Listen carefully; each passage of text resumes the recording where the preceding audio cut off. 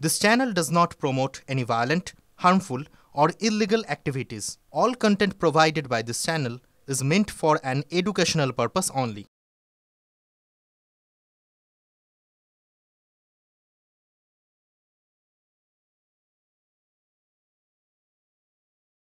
দেখছেন টিভি9 বাংলা, আপনাদের সঙ্গে রয়েছে আমি সম্প্রীতি। শুরুতেই যে খবরের দিকে নজর রাখবো, উপরাষ্ট্রপতি নির্বাচনে মনোনয়নে এনডিএ প্রার্থী সিপি রাধাকৃষ্ণনের।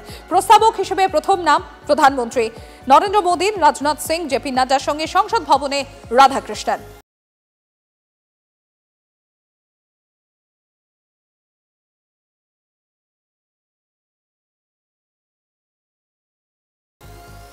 জ্যোতির্ময় কর্মকার আমার সহকর্মী রয়েছেন আমাদের সঙ্গে। জ্যোতির্ময়,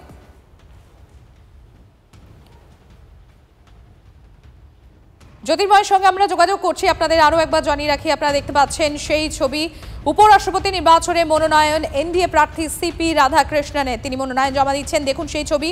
প্রস্তাবক হিসেবে প্রথম নাম নরেন্দ্র দামোদর দাস মোদী প্রধানমন্ত্রীর, রাজনাথ সিং, জেপি নাড্ডার সঙ্গে সংসদ ভবনে রাধাকৃষ্ণন।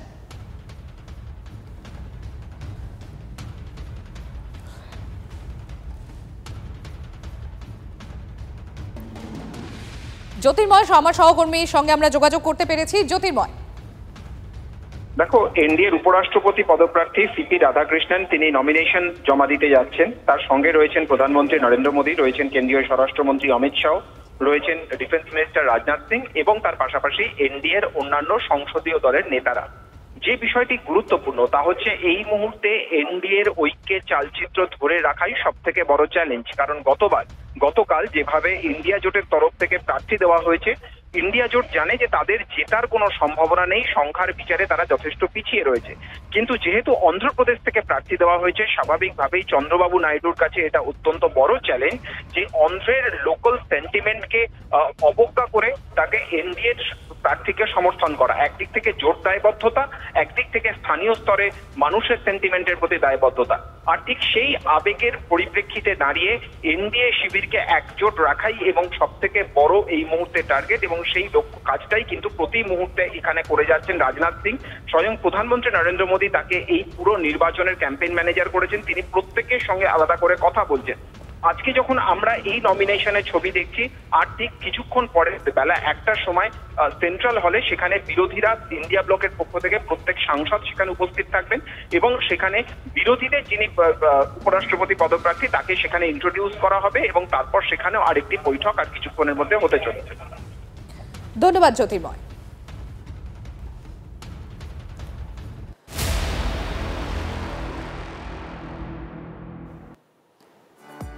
এবার নজর রাখবো আমরা পরের খবরের দিকে। পরীক্ষায় পাশ করা হয়েছে, কিন্তু পাশ করেও শান্তি নেই। ওবিসি মামলা জটে আটকে কলেজে ভর্তি। উচ্চ মাধ্যমিকের ফল প্রকাশের পরেও কলেজে ভর্তি প্রক্রিয়া স্থগিত। সুমন মহাপাত্র আমাদের সঙ্গে রয়েছেন। সুমন, তাহলে তো পুরোটাই একটা অনিশ্চিত ভবিষ্যতের দিকে এগিয়ে যাচ্ছে। কবে শুরু হবে এই কলেজে ভর্তি, এখনো পর্যন্ত কি কিছু জানা যাচ্ছে?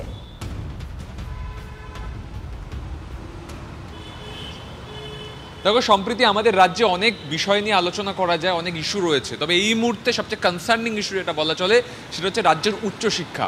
তার কারণ প্রায় 4.5 লক্ষ পড়ুয়া তারা কিন্তু জানে না তাদের ভবিষ্যৎ কি, তারা কবে পড়াশুনো করার সুযোগ পাবে। উচ্চ মাধ্যমিক পাশ করার পরে জয়েন্টের রেজাল্ট এখনও বেরোয়নি। সরকারি যে কলেজগুলো রয়েছে, জেনারেল ডিগ্রি কলেজ, তাতে মেরিট লিস্ট প্রকাশ হয়নি, কাউন্সেলিং হচ্ছে না।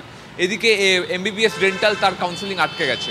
প্রায় 4.5 লক্ষ পড়ুয়া তারা জানে না যে তারা কোথায় পড়বে, কিভাবে পড়বে, কি হবে। উচ্চ মাধ্যমিকের র্যাঙ্ক হোল্ডাররা তারা বাড়িতে বসে আছে, কি করবে বুঝতে পারছে না। যাদবপুর বিশ্ববিদ্যালয়ের মতন বিশ্ববিদ্যালয়ে ইঞ্জিনিয়ারিংয়ে এখনো ভর্তি শুরু হয়নি। একটা জাতির মেরুদণ্ড তার উচ্চশিক্ষার উপর নির্ভর করে, এবং আমরা যে জায়গায় এখন দাঁড়িয়ে রয়েছি, যে পরিস্থিতি এখন হয়ে রয়েছে, সেখানে কিন্তু কোনোভাবেই পুজোর আগে সেমিস্টার শুরু করা আদৌ সম্ভব না, এমনটা শিক্ষাবিদ বলছেন। ফলস্বরূপ বাংলার শিক্ষাবর্ষ পিছিয়ে যাবে, বাংলার পড়ুয়ারা ভিন রাজ্যের পড়ুয়াদের সাথে পেরে উঠবে না, এমনটাই। এবং শুধু তাই না, যখন আলটিমেটলি ক্যাম্পাসিং বা কাউন্সেলিং এর সময় আসবে, সেক্ষেত্রেও তো এ রাজ্যের পড়ুয়ারা তাহলে অনেকটাই পিছিয়ে পড়বে, কারণ ততক্ষণে তো তাদের সিলেবাসও কমপ্লিট হবে না।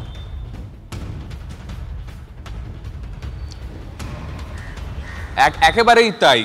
তাদেরকে সিলেবাস টাইমে কমপ্লিট না করলে তারা উচ্চশিক্ষার ক্ষেত্রে এর পরে যেখানে পড়তে যাবেন সেখানে পেরে উঠবেন না। ফলে জোর করিয়ে ওই পাখি পড়ানোর মতন তাদেরকে সেমিস্টার কমপ্লিট করাতে হবে, যেহেতু শিক্ষাবর্ষ দেরিতে শুরু হবে।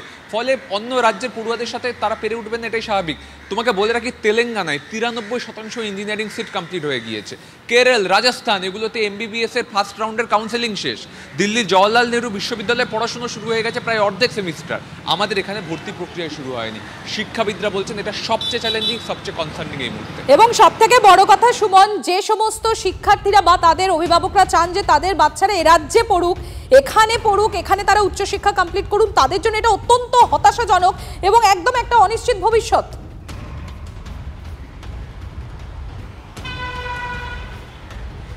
একেবারেই তাই সম্প্রীতি। আমাদের রাজ্যে একাধিক এমন শিক্ষা প্রতিষ্ঠান রয়েছে যেগুলো NIRF র্যাঙ্কিং এ দেশের মধ্যে সবচেয়ে আগে। যাদবপুর বিশ্ববিদ্যালয় রাজ্য বিশ্ববিদ্যালয়গুলোর মধ্যে দেশের মধ্যে 1 নম্বর। সেই বিশ্ববিদ্যালয়ে কোথায় বাইরের রাজ্য থেকে ছেলেমেয়েরা পড়তে আসবে সেটাই স্বাভাবিক, কিন্তু এখন হয়ে দাঁড়াচ্ছে ভর্তি প্রক্রিয়া দেরি হওয়ার জন্য আমাদের রাজ্যের পড়ুয়ারা বাইরে চলে যাচ্ছে। খুবই কনসার্নিং পরিস্থিতি এবং সাম্প্রতিক ইতিহাসে বিরলতম ঘটনা, রাজ্যের উচ্চশিক্ষার ক্ষেত্রে দুর্ভিক্ষ বলা। আর সুমন, তুমি ঠিক যেরকম যে বিষয়টা উল্লেখ করলে যে জয়েন্ট এন্ট্রান্সেরও ফল এখনো পর্যন্ত বেরোয়নি, যাদবপুর বিশ্ববিদ্যালয়ে ইঞ্জিনিয়ারিং পড়ার স্বপ্ন সফল হবে কি চিন্তায় গোঘাটের অঙ্কন নন্দী।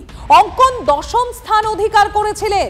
উদ্বেগে অঙ্কনের সহপাঠী রাজদীপ শাসমলের পরিবারও। 8ম হয়েছিলেন রাজদীপ। দেখুন, একজন 8ম হয়েছেন, একজন 10ম স্থান অধিকার করেছেন। এই সমস্ত মেধাবী ছাত্রছাত্রীরা আজ তারা রীতিমতো হতাশ। একটাই প্রশ্ন তাদের, এত পড়াশোনা করে স্ট্যান্ড করে তাহলে লাভটা কি হলো?